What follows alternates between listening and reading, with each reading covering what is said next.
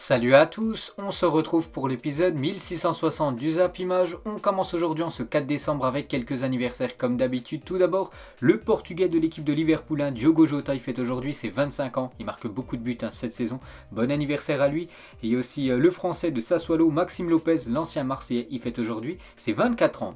On va parler de ce qui s'est passé hier, parce qu'il y avait quelques matchs dans les gros championnats européens. Tout d'abord en Allemagne, le RB Leipzig se déplaçait du côté de Union Berlin et défaite du RB Leipzig 2-1. Du côté de Berlin, on peut voir les buteurs. Il y a noté que côté RB Leipzig, c'est l'ancien parisien Christopher Nkunku, de nouveau buteur avec cette équipe allemande. Et c'est quand même son 14e but de la saison, toute compétition confondue. Une performance remarquable bien sûr pour Christopher Nkunku. Et il y avait aussi un match en Liga hier entre Grenade et Alaves, et c'est l'équipe à domicile qui s'imposait 2-1 dans cette partie. Il y avait un match aussi au Portugal, les gars, c'était un match de haut de tableau entre le Benfica et l'équipe du Sporting, et c'est l'équipe du Sporting qui est venue s'imposer 3-1 du côté du Benfica, et très belle opération au classement bien sûr pour cette équipe du Sporting. Du coup actuellement deuxième du classement, ex aequo avec l'équipe de Porto qui s'est imposée hier un 3-0 à l'extérieur. Donc Porto en tête, Sporting au même niveau et le Benfica 4 points derrière. On prend cette fois-ci la direction de la Russie. Il y avait un match hier entre l'équipe du Zénith et l'équipe de Rostov. Mais les joueurs du Zénith sont entrés sur la pelouse avec des chiens errants dans le but d'inciter à l'adoption. L'opération, donc les chiens sont mieux à la maison, pouvait permettre aux supporters présents de se renseigner sur les chiens et refuges disponibles. Donc très belle initiative de la part de l'équipe du Zénith Saint-Pétersbourg en Russie. Donc tous les joueurs sont entrés avant le coup d'envoi avec un chien en main, et du coup tous ces chiens sont disponibles à l'adoption. Donc on a une petite info concernant cette équipe russe. Et pour parler du match, il y a eu 2 partout entre ces deux équipes hier. On prend la direction cette fois-ci du Qatar, on va parler de la Coupe arabe. Donc c'était la deuxième journée. On commence tout d'abord avec une énorme surprise parce que la Tunisie battue contre l'équipe de la Syrie 2-0. Quelle surprise, la Syrie fait tomber la Tunisie, et la Syrie n'avait battu que Guam et les Maldives sur leurs 14 derniers matchs. Quelle performance de battre la Tunisie pour les Syriens, félicitations à eux. Il y avait aussi Mauritanie contre les Émirats Arabes Unis, et c'est l'équipe visiteuse qui s'est imposée 1-0. On peut voir le classement. Donc les Émirats Arabes Unis en tête, devant la Tunisie, Syrie en 3e position, et l'autre groupe, Bahreïn contre l'Irak, score final 0-0. Et on peut voir que le Qatar, pays organisateur, donc ils se sont imposés 2-1 du côté de Oman. On peut voir le classement, donc le Qatar en tête de ce groupe. Et on peut voir le programme du jour en Coupe arabe. Donc par exemple, le Maroc jouera contre l'équipe de la Jordanie, et l'Algérie, elle, jouera contre le Liban. On revient en France car hier soir il y avait une journée de Ligue 2. Regardez tous les résultats de cette journée de Ligue 2 hier soir. Et on va parler du programme du jour dans les gros championnats européens. Il y a des belles affiches aujourd'hui. Tout d'abord en Allemagne à 18h30 ce soir. Donc Dortmund reçoit le Bayern Munich. On en parlera bien sûr tout à l'heure. En Angleterre, en grosse équipe, il y a Chelsea qui ira défier l'équipe de West Ham dans quelques minutes. Donc c'est le premier contre le 4e. Donc un énorme choc. Liverpool ira, elle, du côté de Wolverhampton. Manchester City ira ce soir défier l'équipe de Watford à 18h30. En Liga, le Barça contre le Betis à 16h15. Le Real Madrid ira défier la Real Sociedad. Donc le premier contre le 3e. Un énorme choc. On peut voir 3 affiches en Ligue 1. Marseille-Brest, Lille 3 et Lens-Paris Saint-Germain. À 21h ce soir, il y a un match en Ligue 2 et aussi quelques affiches en Italie. Donc ce beau Naples-Atalanta-Bergame. On revient les gars sur le match du Paris Saint-Germain ce soir du côté de Lens. Donc jour de match bien sûr au stade Bollard, 17e journée. Lens reçoit le Paris Saint-Germain, et le Racing Club de Lens dévoile un maillot collector qui sera notamment porté ce soir face au Paris Saint-Germain. Donc l'équipe de Lens ne jouera pas avec son maillot sang et or.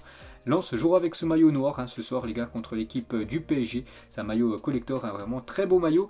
Et concernant le match ce soir, donc tout d'abord côté Paris Saint-Germain, donc Sergio Ramos était absent hier de la séance d'entraînement du jour avec le Paris Saint-Germain. Donc ça se sentait pas bon pour Sergio Ramos dans le groupe du PSG. Et c'est bien officiel, Sergio Ramos est forfait pour Lens PSG. Il avait déjà été forfait lors du dernier match contre Nice en milieu de semaine. Pourtant il avait joué tout le match entier dimanche dernier contre l'AS Saint-Etienne. Donc là de nouveau il loupe 2 matchs. SR4, et d'après le PSG, le communiqué officiel, donc Ramos, dont la charge de travail a été adaptée pour une fatigue musculaire suite à la reprise en compétition, reprendra l'entraînement avec le groupe dès demain. On va parler de Léo Messi les gars. On sait que Léo Messi en Ligue 1, voilà, c'est compliqué, la stat négative pour Lionel Messi, c'est l'attaquant avec le moins d'efficacité devant le but en Ligue 1 cette saison. Donc voilà, un chiffre à l'appui les gars. Donc un but, donc c'est un ratio de moins 2,95 en termes d'efficacité devant le but pour Léo Messi. Et Maurizio Pochettino est en conférence de presse hier avant le match contre Lens, il a dit par rapport à Messi, Lionel c'est quelqu'un qui a toujours marqué des buts et il va marquer des buts, c'est aussi une question de temps, on a les occasions et c'est certain qu'elles vont commencer à rentrer, il va marquer. Bon, pour l'instant, Léo Messi, c'est seulement un but dans le championnat français. Toujours avec Pochettino en conférence de presse, il dit aussi ce soir par rapport à ce match, pour gagner à Lens, la première chose sera de marquer des buts. On va jouer contre une équipe très physique avec un bel effectif. Ça sera un match très difficile ce soir du côté de Lens. En plus, on attend une très belle ambiance du côté de Bollaert. Et on peut voir normalement les compos probables pour ce choc ce soir, Lens PSG. Donc côté parisien, donc Keylor Navas, les gars, devrait coller ce soir. Donc Juan Bernat devrait commencer défenseur gauche avec Kimpembe, Marquinhos, Kerrer. Côté droit, donc Hakimi devrait commencer sur le banc pour souffler. Verratti devrait commencer titulaire avec Paredes, Idrissa Gueye. Et devant les gars, ça pourrait être une attaque 100% argentine avec Di Maria. Côté gauche, Icardi dans l'axe. Et Léo Messi côté droit. Donc Kylian Mbappé qui est présent devrait commencer sur le banc.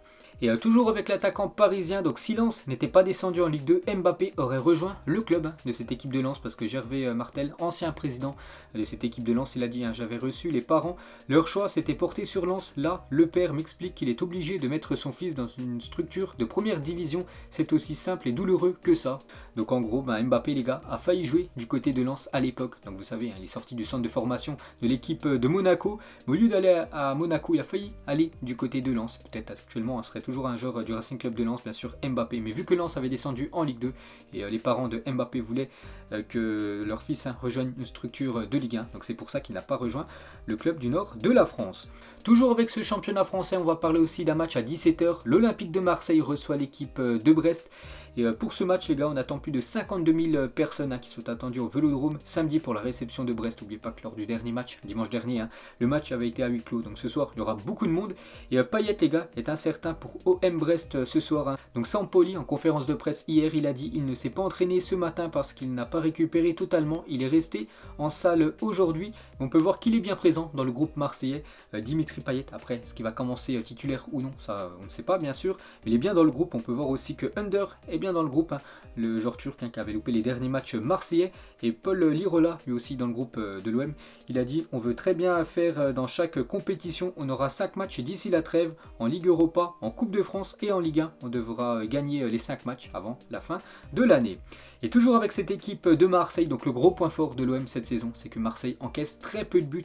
Donc parole à la défense, Marseille le rideau de fer en Ligue 1. Lors des 4 derniers matchs, c'est 4 clean sheets. Donc Marseille a encaissé aucun but en Ligue 1 sur les 4 derniers matchs, donc 3 victoires, 1 match nul et depuis le début de la saison, donc 12 buts encaissés, 8 clean sheets, meilleure défense actuellement du championnat français, cette équipe marseillaise. Et n'oubliez pas ce soir, donc il joue contre l'équipe de Brest, donc Marseille quand même favori, mais attention à Brest les gars, parce que la série de Brest depuis 5 matchs, donc les 5 derniers matchs, c'est 5 victoires, 11 buts, 2 buts encaissés, 3 clean sheets, donc voilà, ça s'annonce bouillant ce soir à 17h du côté de Marseille. On prend cette fois-ci la direction de l'Angleterre, on va parler des 3 premiers du classement, donc Chelsea, Manchester City, Liverpool, il y a seulement un point d'écart à chaque fois entre les 3 équipes, Chelsea 33, City 32, Liverpool 31, on peut voir le programme pour ces 3 équipes, donc Chelsea ira défier West Ham, City ira défier Watford, Liverpool ira défier Wolverhampton. Certainement le titre de champion d'Angleterre devrait se jouer entre une de ces 3 équipes, c'est quand même les 3 meilleures équipes anglaises actuellement.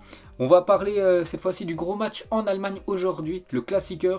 Et le plus gros match en Allemagne, bien sûr, c'est comme le Classico en Espagne à Barça-Real, c'est les 2 meilleures équipes allemandes. Donc première place contre le deuxième, c'est vrai que le Bayern actuellement premier se déplace chez le deuxième, il y a seulement un point d'écart entre Dortmund et le Bayern, et 2 des meilleurs attaquants de la planète, bien sûr Lewandowski et Haaland, les 2 devraient commencer titulaires ce soir. Et côté Bayern, donc le Bayern devra faire sans Kimmich pour le Klassiker face au BVB cet après-midi. Goretzka et Serge Gnabry sont également très incertains pour le match cet après-midi contre le BVB. Et suite aux nouvelles restrictions Covid en Allemagne, le Klassiker Dortmund-Bayern se jouera devant 15 000 personnes, contrairement aux 65 000 lors des journées précédentes. Donc voilà, il y aura seulement 15 000 personnes du côté du stade de Dortmund cet après-midi. On prend cette fois-ci la direction de l'Espagne, car ce soir en Liga, gros match, la Real Sociedad reçoit le Real Madrid, donc le 3e reçoit le 1er, et en grande pompe en une journal As, examen de solidité à l'Anoeta pour le Real Madrid, leader de la Liga, duel d'attaquants Isaac et Oyarzabal face à Benzema et Vini.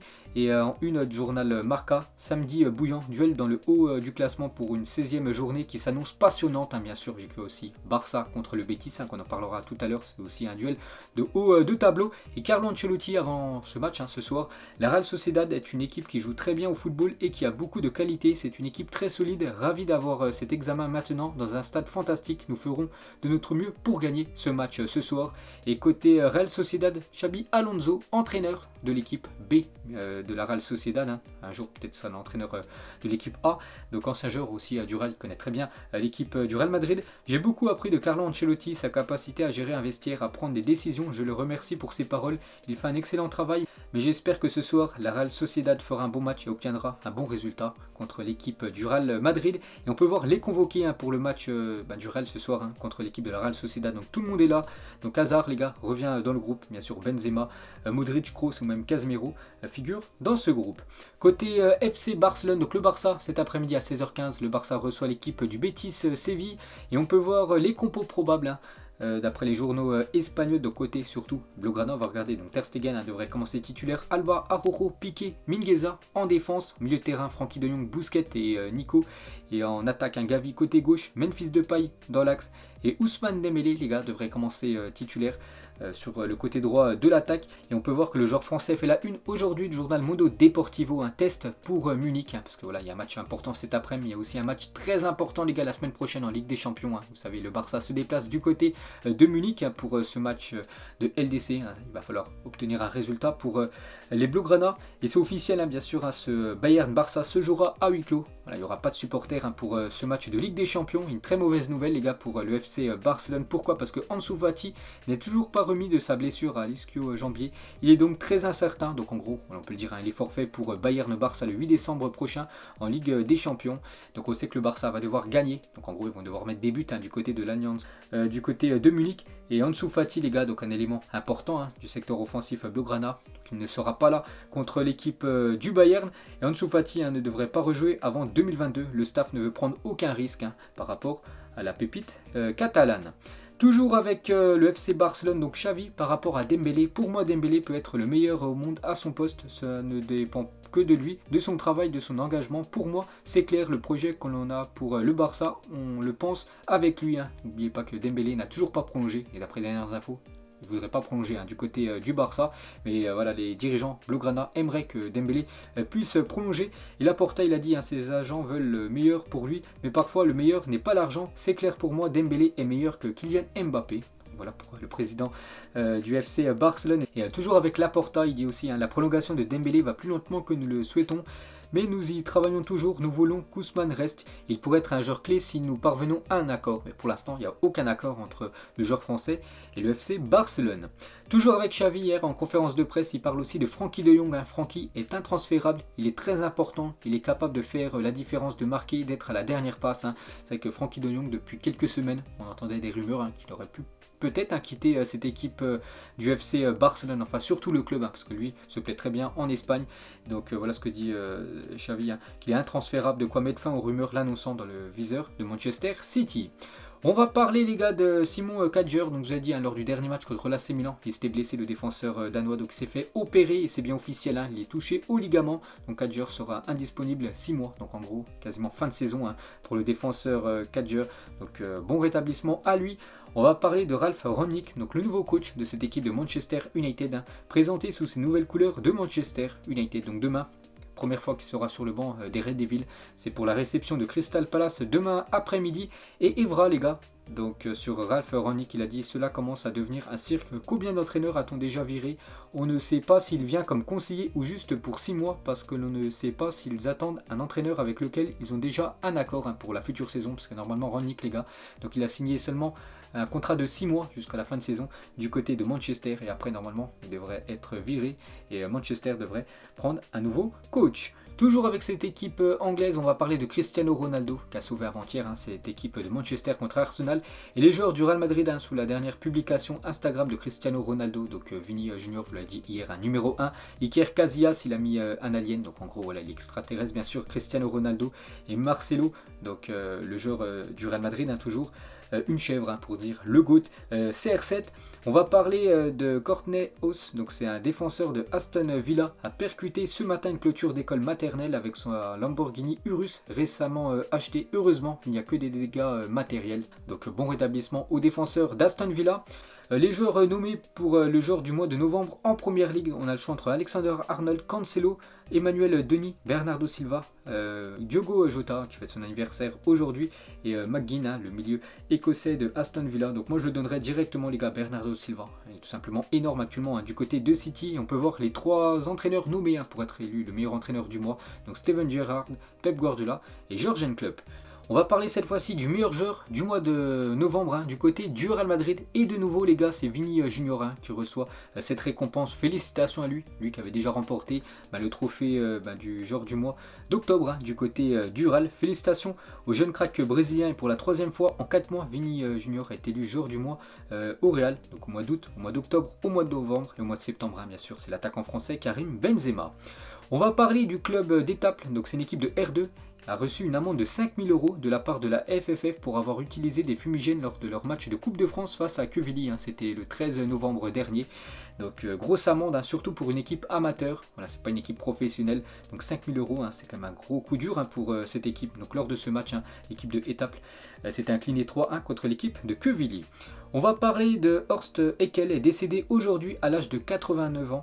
Il fut le dernier survivant de l'équipe d'Allemagne qui a remporté la Coupe du Monde 1954. Donc de grosses pensées pour cet ancien footballeur. Une info officielle, DJ Snake, grand supporter du Paris Saint-Germain, donc il annonce un concert au Parc des Princes le 11 juin 2022 bien sûr, donc il n'y aura plus de match à Paris, mais il y aura bien un concert du côté du Parc des Princes avec le DJ Snake. Une photo de Hugminson, le coréen, avec Tom Holland, donc en gros alias Spider-Man, photo des deux. Upamecano les gars sur son bégaiement, ça a été très difficile pendant mon parcours scolaire, j'avais toujours cette petite gêne, mais quand j'arrivais sur le terrain j'étais une autre personne, pendant que les gens se moquaient de moi, je travaillais. Donc voilà ce que dit le défenseur du Bayern, qu'il a été souvent critiqué les gars quand il était plus jeune à cause de son bégaiement, mais pendant que les autres le critiquaient, lui il travaillait. Et maintenant bien sûr c'est plutôt pas mal sa vie, parce qu'il est quand même footballeur professionnel, il joue dans un grand club en Europe. Ensuite, une déclaration de Gianluigi Donnarumma. C'était presque écrit que je vienne au Paris Saint-Germain. Je n'ai eu aucune hésitation. J'ai été séduit par la volonté farouche de me recruter et bien sûr par l'ambition du club, cette envie de tout gagner, que ce soit le championnat ou bien sûr la Ligue des Champions. Donc il ne regrette pas du tout d'avoir signé du côté de Paris. Le gardien italien. Une déclaration de Thomas Müller. Il a dit en Allemagne, nous ne croyons pas trop aux superstars. On nous apprend dès le plus jeune âge à jouer en équipe, pas à briller seul. C'est pourquoi vous ne verrez pas beaucoup de joueurs allemands gagner un ballon d'or. Mais par contre, vous pouvez voir 4 étoiles sur notre maillot. Les 4 Coupes du Monde remportées. Donc en gros, il dit que surtout le jeu allemand, les gars, c'est un jeu collectif. Il n'y a pas d'énormes stars du côté de l'Allemagne. Mais le plus important, bien sûr, c'est les trophées à la fin. Des nouvelles de Kylian Mbappé, donc avant-hier. On peut voir que Mbappé est très bien entouré les gars. Donc il était tout simplement à l'anniversaire de Jamel Debbouze, donc un humoriste français. On peut voir aussi qu'il y avait Achraf Hakimi lors de cette fête d'anniversaire. Et toujours avec Mbappé, lors de l'interview avec Thierry Henry, est-ce que mon espagnol est bon? Oui, très bon. Aujourd'hui, tu ne peux pas vouloir être une star internationale et parler que français. Ça n'a aucun sens. Il faut savoir s'adapter en toutes circonstances. Donc certainement son futur club, c'est le Real Madrid. Donc il parle déjà très bien espagnol.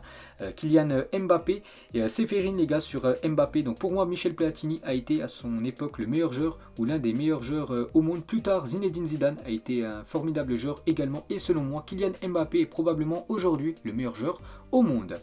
On va parler de Victor Montaglini, donc c'est le vice-président canadien de la FIFA et président de la CONCACAF, estime que l'idée de la Coupe du Monde tous les 2 ans peut être remplacée par le retour de la Coupe des Confédérations, abandonnée depuis quelques temps, ou la création d'une Ligue des Nations mondiale.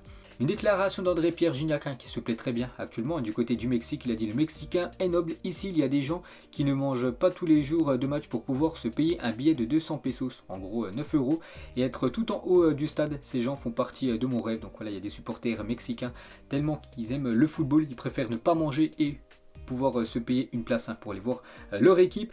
Et toujours avec Gignac et Florian Thauvin, ils jouent actuellement dans la même équipe des Tigres. Donc Gignac et Thauvin, tous les deux buteurs cette nuit lors de la demi-finale allée du tournoi d'ouverture du championnat mexicain. Donc félicitations aux 2 Français. Ensuite, ils ont remporté la Coupe du Monde en étant un élément majeur, donc but plus passe décisive de leur sélection. Et donc David Villa qui a fêté hier ses 40 ans. Donc en 2010 les gars, il était impliqué sur 75% des buts de l'Espagne. Donc c'est énorme, devant Maradona 71% en 1986. Donc l'Argentine bien sûr avait gagné la Coupe du Monde. On peut voir Griezmann en 2018, 50% des buts français. Grisou est impliqué dedans. Une déclaration d'Aurel Di Maria: j'aimerais partir par la grande porte et si je m'en vais, ça serait pour aller rejoindre le football argentin. Mon souhait est de terminer ma carrière à Rosario Central, mais pas en pré-retraite, je veux être en forme pour jouer certainement dans son dernier club de sa carrière, cette équipe en Argentine. Une déclaration de Sergio Ramos: je ne me soucie pas du ballon d'or, si je voulais gagner des trophées individuels, j'aurais joué au tennis. Bien sûr, pour lui c'est beaucoup plus important les trophées collectifs que les trophées individuels. Une déclaration d'Achraf Hakimi par rapport au championnat français. Il y en a beaucoup les gars qui sont vraiment impressionnés par rapport à la Ligue 1. Donc Messi a parlé aussi que la Ligue 1 c'était un championnat très dur. La même chose pour Hakimi, la Ligue 1 est un championnat très difficile, très physique et le niveau est très très fort, même si les gens ne le pensent pas. Mais il y a beaucoup de matchs et beaucoup de stades difficiles avec de grands joueurs ici. Donc lui aussi un peu impressionné par le championnat de Ligue 1. Et on finit les gars ce zappimage aujourd'hui. On termine avec le ballon d'or. Regardez cette photo de Léo Messi les gars avec ses 7 ballons d'or, bien sûr. Le dernier obtenu lundi dernier. Et vous savez qu'aujourd'hui les gars, le magazine France Football sort par rapport à Léo Messi.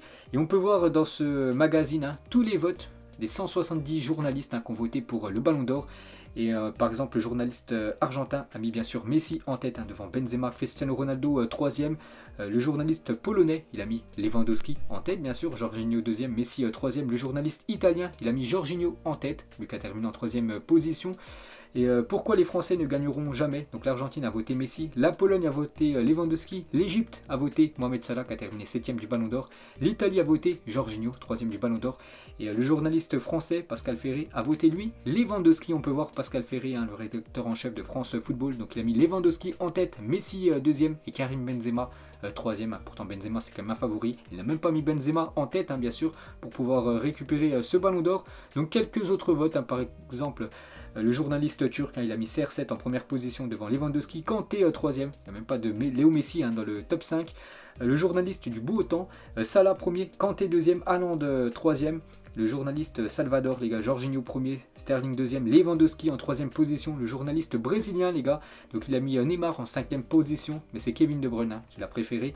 En première position, on peut voir le journaliste Ouzbékistan, Mbappé en première position devant Mason Mount 2e, Léo Messi 3e, Chiellini comme 4e de son classement. Le journaliste du Liechtenstein, les gars, donc il a mis Jorginho en tête devant Sterling 2e, Kanté en 3e position. Et pour ceux qui veulent avoir tous les votes les gars, voilà, de chaque pays où il y avait un journaliste qui votait, vous pouvez mettre pause les gars, je vous montre tout ça. Il y en a beaucoup les gars, donc voilà, à la fin du compte, c'est Léo Messi qui a remporté ce Ballon d'Or 2021. Donc voilà les gars, la fin de ce zappimage 1660. Donc si ça vous a plu, un petit like et on se retrouve demain pour le prochain épisode. Ciao à tous.